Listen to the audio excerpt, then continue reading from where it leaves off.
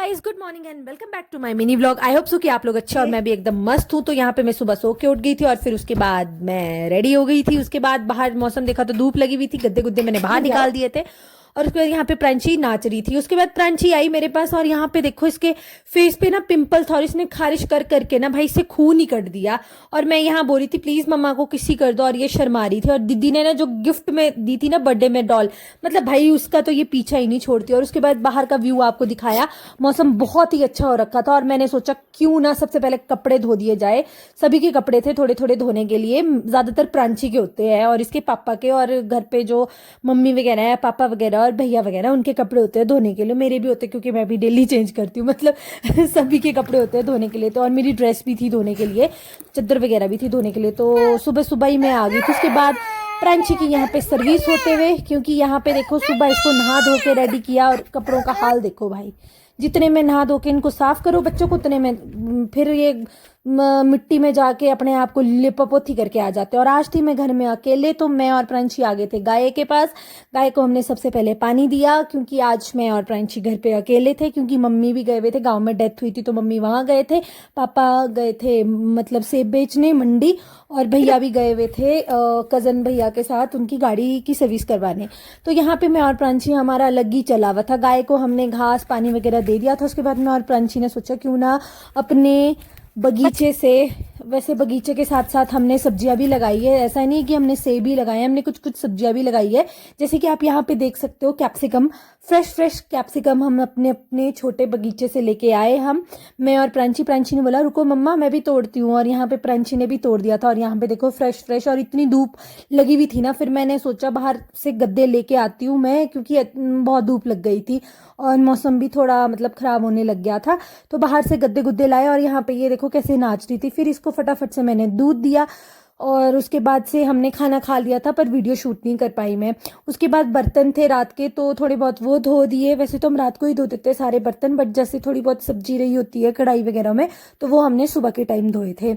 उसके बाद मैं शाम मतलब मेरे ख्याल से 3 बज गए थे, मम्मी वगैरह कोई नहीं आए थे। मैं फिर से चली गई थी गाय के पास, क्योंकि इसने दिन में पानी नहीं पिया था। और दिन में पूरे दिन प्रांची ने भाई मेरे को इतना परेशान किया होगा ना आज कि मैं आप लोगों को बता नहीं सकती हूँ। यहाँ पे एक तो गाय पानी ही नहीं पी रही थी, इसका नाम काली है, काली पानी ही नहीं पी रही थी। ठीक है, मैं उसको बोल रही थी प्लीज पानी पी ले बहन, प्लीज पानी पी ले, और ये प्रेग्नेंट है, हमारी काली प्रेग्नेंट है।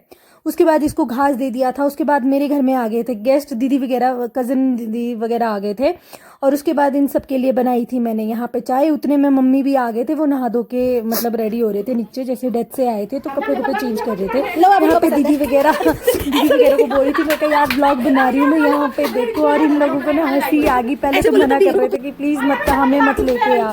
उसके बाद से फिर मतलब इन्होंने बना दी मेरे साथ वीडियो थोड़ी बहुत। और मम्मी मेरे को बोल रहे हैं कि तड़का लगा दे भाई, इन लोगों को लेट हो रही है। और मैं मम्मी को बोल रही हूँ मैं कह यार 2 मिनट रुक जाओ मम्मी। उसके बाद यहाँ पे मैंने तड़का दिया और दीदी वगैरह चले गए थे खाना खुना खा के, क्योंकि इनको लेट हो रही थी। एक तो ये आए भी 3:30 बजे थे ना, और फिर चले गए थे क्योंकि इनको लेट हो रही थी, कुछ काम था घर पर ना, तो ये ऐसे ही आए थे बैठने। उसके बाद मैं और मम्मी चले गए थे घास के लिए, क्योंकि घास भाई जितना घास था वो मैंने सारा गाय को दे दिया था और कुछ बचा ही नहीं था। तो वैसे तो मेरे को घास काटना नहीं आता है, बट मैं मम्मी के साथ मदद करने आई हूँ कि चलो कहीं कभी ना कभी तो सीखना ही पड़ेगा मुझे भी काम। तो धीरे धीरे मैं भी सीखती हूँ जैसे जैसे मतलब मुझे मौका मिलता है जब मैं घर जाती हूँ। यहाँ पे प्लीज़ हंसना मत कि मैंने कैसे दराटी पकड़ी है, क्योंकि मैंने सच में कभी गाँव में काम नहीं किया है, यहीं पे आके मतलब मैंने काम सीखा है जो भी है, क्योंकि इससे पहले कभी मतलब ऐसे मौके ही नहीं मिले।